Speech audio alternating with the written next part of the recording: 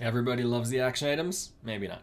But here are some action items for this week's lesson on decisions.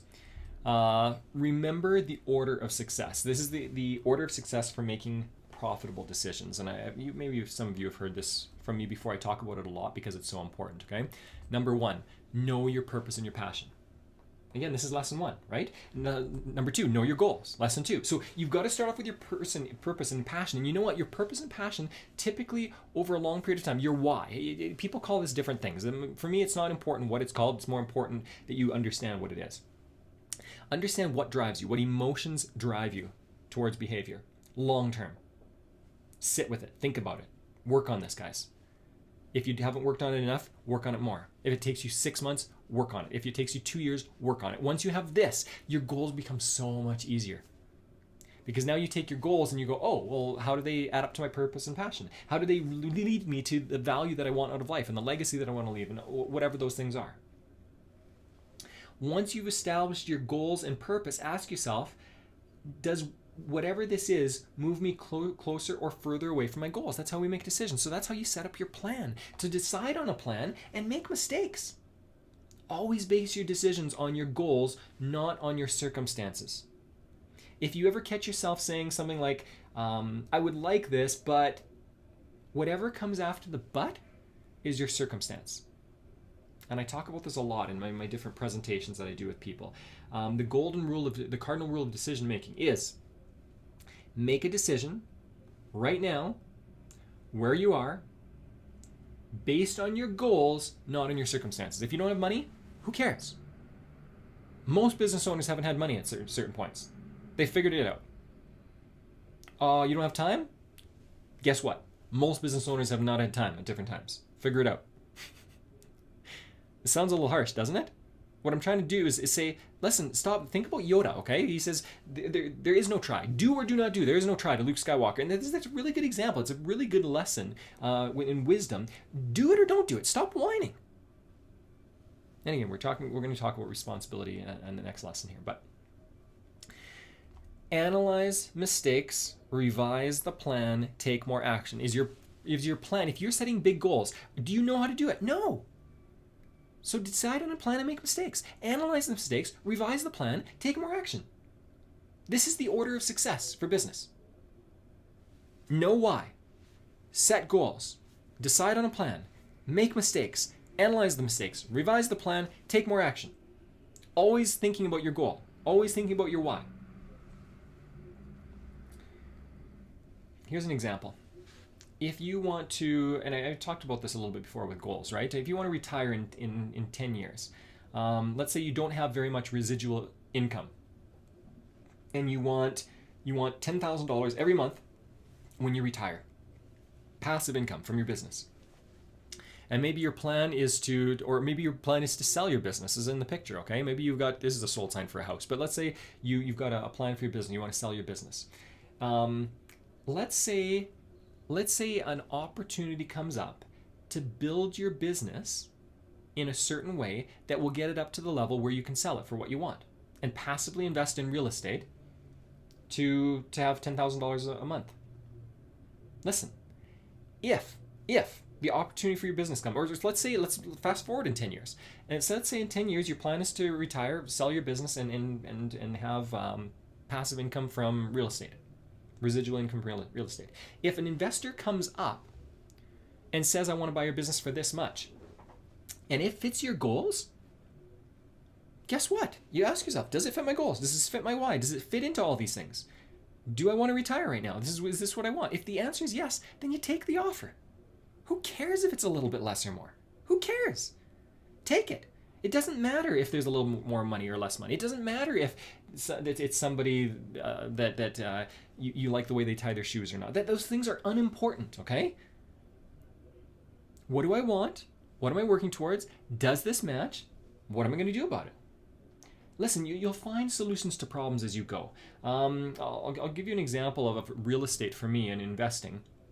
I did this with one of my first real estate purchases. It was the right deal and would make me money. I didn't have the money for it. So guess what? I found it.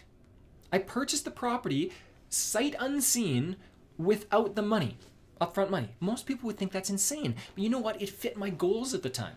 At the time, I realized that this was a perfect property. So guess what? I found it.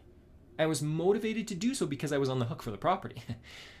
I would lose all my down payment. Or not all my down payment, all my initial money expenditure.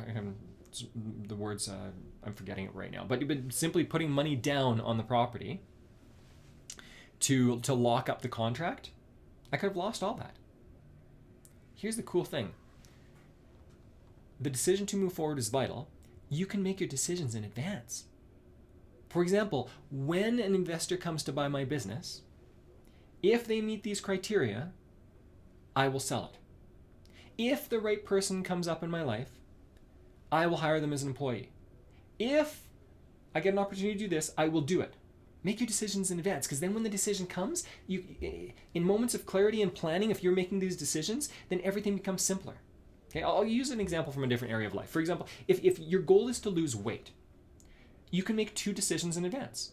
Maybe you will work out each and every morning no matter what. Maybe that's your baseline that you will accept. And the second thing is you will not eat any sugar for 6 days out of each week. Now, let's say it's the holidays, Christmas is coming up, or whatever, or it's your birthday or someone else's birthday, and you're given a cake or your favorite snack that contains sugar. What will you do? Remember, a decision is a promise that you make to yourself that you keep. So if you're not taking action, if you're not following through with it, you never made the decision in the first place. Just because you want something doesn't mean you're making a decision for it. That's an empty pipe dream. If you're not willing to work out and you're not or exercise and you're not willing to stop eating sugar, then stop pretending that you're going to make a decision to lose weight.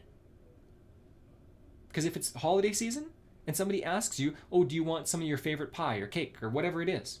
You say no. Today's one of my 6 days where I don't eat sugar. Then if they say, "Well, you can take it home and eat it on the 7th day," great. Take it home for your 7th day. But you don't eat it today. The decision becomes easy. The decision becomes simple, not necessarily easy, right? Okay, so here's the order of decision making. Really important. Here's what you do to develop the skill of making good decisions for your business. Decide what you want. Make a decision. Next, take immediate action. Don't wait around for it. This is actually really important for decision making and growing decision making. Take immediate action. Don't wait around. The longer you wait, the more you procrastinate, the more emotions come into it and other things come into it that are going to sidetrack you. Fear and other things like that, okay? Third, notice what is working and what isn't working. Is this going towards my goals? Is this not working towards my goals? Long term, not short term. You can have an off day. Don't kibosh a marketing plan just because you've had an off day. Stick to it. You make a few tweaks, change it up to make sure that it's moving towards your goals or it has a chance to do there, and then guess what? You repeat everything from number 2. The decision stays the same. You just take immediate action, notice what's working, what isn't, make a few tweaks, take more immediate action. Notice what isn't working, make a few more tweaks. Take immediate action. You keep doing that. This is the process that creates the momentum you need to get what you want in business. After you've made a decision, not even not knowing how it'll all happen, you'll feel great. That's typically what happens with decisions. There's this there's this ease that comes on most people's minds. There still may be fear, but you'll often feel a great release because you finally started moving in the direction you need to get what you want in life. If you're making decisions based on stress and people forcing you to do things because it's too late, you're not making your own decisions, you're not in control, and they're not according to your goals, it's not going to feel as good with decisions. Often when people make decisions, often when my clients make decisions, they say, "I feel fantastic. There's this huge weight lifted off of me." Now, how do you know you've really made a decision? I was talking about a decision. A decision is a promise you make to yourself that you keep. So how do you know you've made a decision? Here's the key. Action always flows out of decision making. If there isn't any action, there hasn't been any decision. If you're waiting for next week or next year, you haven't made a decision. Get into the habit of taking action immediately. This will be difficult at first, and you will be busier. It's true. But when it all calms down, you'll feel better off and less busy for the rest of your life. So many business owners don't hire somebody because they're like, "Oh, well, I'm so busy right now, and then all the training, it'll be even busier." Well, it's true. That's true. But that's your circumstance. You're making decisions according to your circumstances if it's simply time and energy. If your goal is to build a bigger business and not do all the work yourself, guess what? You need to hire somebody. So hire somebody, train them. That's the action. And it will be busier, but when it calms down, you'll be better off and less busy for the rest of your life. Rest of your life, if you're doing it properly. Now, is another incredibly useful tip. Another key to success in business. Do everything with a focus on the long term rather than the short term. And I've talked about this lots in the last however long I've been recording these things. In other words, practice delayed gratification. Delayed gratification is another skill. A failed action and a successful action are both short term. Becoming a failure or success is a long-term endeavor. You are never truly a failure until you choose not to fail anymore. Okay? You're never truly a failure until you finally give up. That's when you're a failure. We have names for people who have failed tens of thousands of times. Do you know what they're called? They're called geniuses, gurus, icons. We also have names for people who have only failed a few times in life. They're called failures and a wasted life. And we forget these people very quickly. And I'm not saying you need to become a famous person, a guru or a genius. What I am saying is that who do you want to be more like? Do you want to be the person that fails a couple times, gets scared and quits? Or do you want to be the person that fails lots, learns, grows, and makes something beautiful? Create something wonderful for both yourself and your clients and customers. Every season and every emotion only lasts for a limited period of time. And you're going to hear more about this when we get into attitude and state, managing your state. In winter, some people hibernate. Others go cross-country skiing or downhill ski or even go down a skeleton run head first, okay? Some people look at winter and go, ooh, it's going to be uncomfortable, and they just hibernate. Other people go, how can I enjoy this? How can I appreciate what I've got in front of me? Not based on their circumstances, based on their goals. Know that every season will come to an end in your life, and what you do with your time in that season will make all the difference, the decisions you make. Here's some action steps. I got lots. Keep in mind that I don't want you to take action on every one of these, okay? At least not right now. I've got, 2, 4, 6, 8, 10, 9 or 10 here, 9. So what I'm going to do is just go slowly through them, or actually I'll probably go quickly through them. If you got questions about this, ask me. But number one, this answers a problem. What if I'm a terrible decision maker, Mark? What if you are a terrible decision maker? Guess what? You can start small. Start small. Make a decision right now with the knowledge you have, where you are. And remember, it doesn't matter typically what happens. The only way to get better at decisions is by making more decisions. Think of other areas of life where practice improves your skill or ability. Again, language, walking, whatever it is. It doesn't matter how good you are naturally. If you don't practice, you will suck at it. You can take the best athlete in the world, and if they don't practice skills, they will never be considered great in a sport. Okay. Next, buy a really nice journal. Buy a really nice journal. Okay. Learn from your decisions. So start small. Write down a small decision that you're going to make. Make it according to your goals, not according to your circumstance, and then learn from it. Buy a really nice journal. Become great at analyzing your decisions. Actually write down your decisions and record what happened and what you could do differently. I'm completely serious about this. The clients that I've had that actually did this have become fantastic at decisions. What can you do to help yourself immediately? Ask yourself that question. Start making small decisions. Document them in some way. Listen, again, whether it's a journal or audio journal or a video journal or whatever, it doesn't need to be long. Get in the habit of analyzing what you are doing on a consistent basis to learn from it and grow. Focus on the area in life you truly need help with, the area that will make the biggest difference to you. Then, ask yourself great questions. What's the best case scenario? What's the best case scenario if I make this decision? How bad do I really want it? That will help motivate you. Then ask yourself, what's the worst case scenario? And how can I handle it or mitigate it? How can I change it, or do certain things in certain ways that I don't realize that worst case scenario? If after you've asked these two questions, you don't have any more insight on what to do, simply make a decision either way. Usually people, when they've asked these two questions, what's the worst case scenario? How can I mitigate it? What's the best case scenario? How bad do I want it? Usually the decision becomes clear. Okay? Not necessarily that you want to do it. Not necessarily that you're not going to have emotion in there pulling you away from it because you're afraid or whatever. But if you're not clear on the decision, simply make a decision either way. It does far more from us, even if we don't make the ideal decision, than sitting on the fence, which is always a killer in business. Now, what if you're impulsive? If you're impulsive, you're not a great decision maker. The problem is that you allow emotions to control you in the moment, and that's how you make your decisions. But instead of moving away from something, you move towards it. It's simply a different reaction. Very unhealthy still. If in this case, you need to slow down and understand yourself better. So take a few minutes before making any decisions. In the beginning, this is important, which helps you right now. Then develop a plan and practice sticking to the plan with help in the beginning.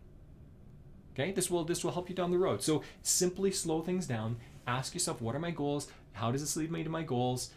Slow it down a little bit and you'll become better at this. Okay?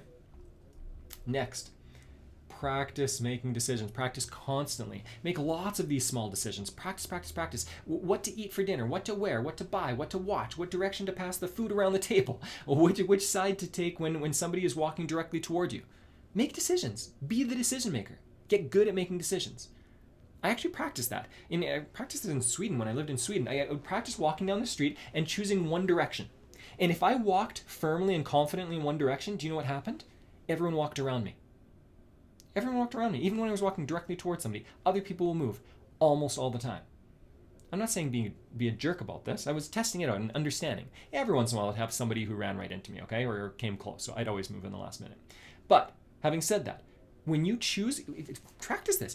Choose a direction to walk. When you're walking towards somebody, choose right.